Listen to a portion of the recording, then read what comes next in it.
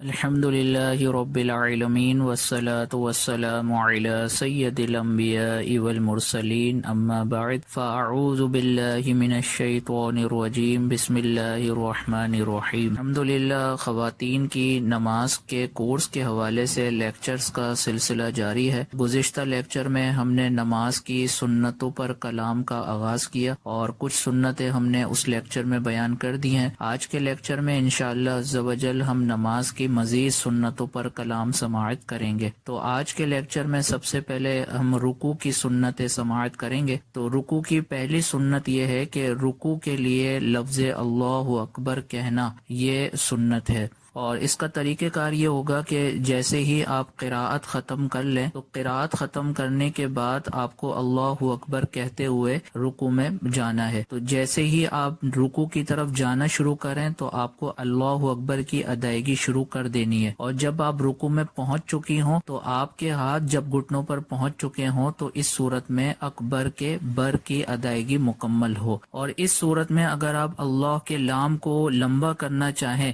تو بالکل کر سکتے ہیں، اس کی اجازت ہے۔ اور رکوع کی دوسری سنت یہ ہے کہ بہنوں کے لیے رکوع میں بس اتنا جھکنا سنت ہے کہ جس میں ان کے ہاتھ گھٹنوں تک پہنچ جائیں۔ چونکہ مردوں کے لیے دو طریقے بیان کیے گئے تھے، ایک مردوں کے لیے اعلیٰ طریقہ تھا اور ایک ادنا طریقہ تھا، یعنی ایک میں ان کے لیے زیادہ ثواب تھا اور ایک میں کم ثواب تھا۔ تو جس میں زیادہ ثواب تھا وہ یہ طریقہ تھا کہ کمر بالکل سیدھی ہو جائے اور ہاتھ گھٹنوں پر سختی کے ساتھ رکھنا ہے، جبکہ بہنوں کے لیے یہ ہے کہ بہنیں رکوع میں کمر کو سیدھا نہیں کریں گی بلکہ بس اتنا جھکیں گی کہ ان کے ہاتھ بآسانی گھٹنوں تک پہنچ جائیں۔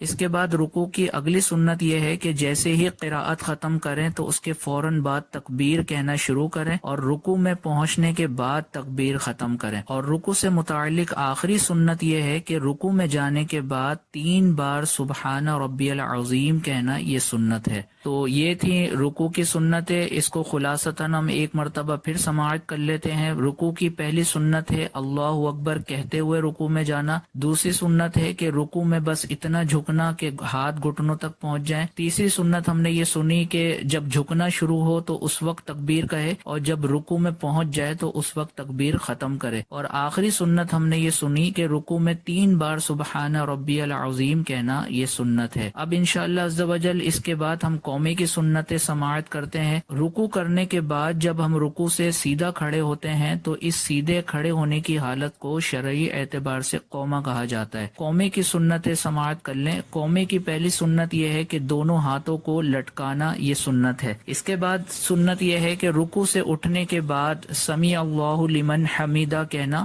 یہ سنت ہے، اور اس کے بعد جواب میں ربنا لک الحمد کہنا یہ سنت ہے۔ تو اگر آپ تنہا نماز ادا کر رہی ہیں تو دونوں کلمات کی ادائیگی کی جائے گی، یعنی سمیع اللہ لمن حمیدہ بھی آپ کو کہنا ہوگا اور اس کے جواب میں ربنا لک الحمد بھی کہنا ہوگا۔ یہ جو سمیع اللہ لمن حمیدہ کہا جاتا ہے اور اس کے جواب میں ربنا لک الحمد کہا جاتا ہے، تو ربنا لک الحمد کے 3 طرح کے جوابات منقول ہیں۔ پہلی صورت یہ ہے کہ جب آپ سمیع اللہ لمن حمیدہ کہیں تو اس کے جواب میں ربنا لک الحمد کہہ سکتی ہیں۔ دوسری صورت یہ ہے کہ سمیع اللہ لمن حمیدہ کے جواب میں ربنا ولک الحمد کہا جائے، تو پہلی میں ہے ربنا لک الحمد اور دوسرے میں ہے ربنا ولک الحمد، تو اس کے اندر پہلے کے مقابلے میں زیادہ ثواب ہے۔ اور تیسری صورت یہ ہے کہ سمیع اللہ لمن حمیدہ کے جواب میں اللہم ربنا ولک الحمد کہا جائے، تو اس کے کلمات میں اللہم بھی ہے اور ولک الحمد بھی ہے۔ تو کلمات دوبارہ سماعت کر لیں، اللہم ربنا ولک الحمد، یہ سب سے افضل صورت ہے اور اس میں سب سے زیادہ ثواب ہے۔ تو اگر آپ تینوں میں سے جو کہنا چاہیں بالکل جائز ہے، لیکن اگر آپ زیادہ ثواب حاصل کرنا چاہیں تو اس کی افضل صورت ہے اللہم ربنا ولک الحمد۔ تو یہ تھی قومے کی سنتیں۔ تو آج کے لیکچر میں ہم نے رکوع کی سنتیں سماعت کی اور قومے کی سنتیں سماعت کی۔ تو امید ہے کہ آپ کو یہ تمام سنتیں وضاحت کے ساتھ سمجھ میں آ گئی ہوں گی۔ اللہ عز و جل کی بارگاہ میں دعا ہے کہ اللہ عز و جل ان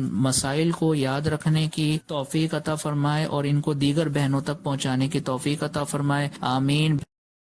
آپ دیکھ رہے ہیں PATF Islamic info YouTube channel.